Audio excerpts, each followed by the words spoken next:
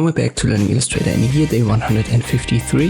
Let me show the blend tool. You can see we have two shapes here, two rectangles, and a change in size and color.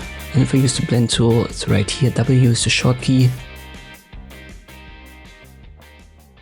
Just left click on both, and by default you should get this result. Three things: change the size, obviously, then the fill color, and also the stroke color. So it gets gradually blend into one another from top to bottom or bottom to top. Let me do it again here on this side.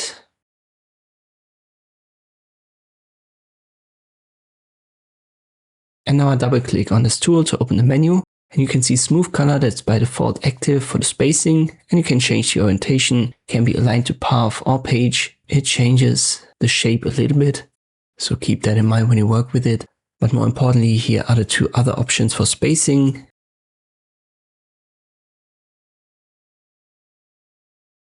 Let me select this one right here. I left click on it again, double click on this tool. Now I'll switch it to specified steps. So for the smooth color, you cannot set the steps. It's going to determine that automatically. But when you want to have, let's say 8, you can generate 8 of these in between. And then the colors and sizes, they will be blend gradually.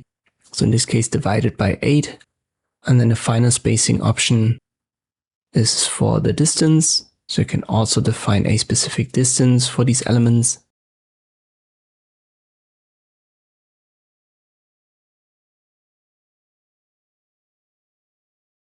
And you can see directly with 10 pixels, just make sure that the preview is checked, and you can add or subtract here these pixel values and then make these transitions a little bit smoother if you want that. In general, this creates a single element, you could say, so all of these rectangles in this case will still be connected. If you want to have them as individual rectangles, to adjust them further, you have to go to Object, Expand it.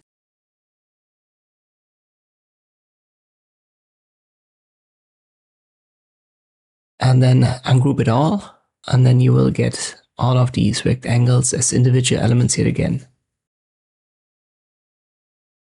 This also works on the right hand side, but it might be possible that you have to go to Expand Appearance first. So Expand Appearance, then Expand, and then Ungroup All. So check these Expand options first, use Expand and Expand Appearance until Ungroup All is not grayed out anymore.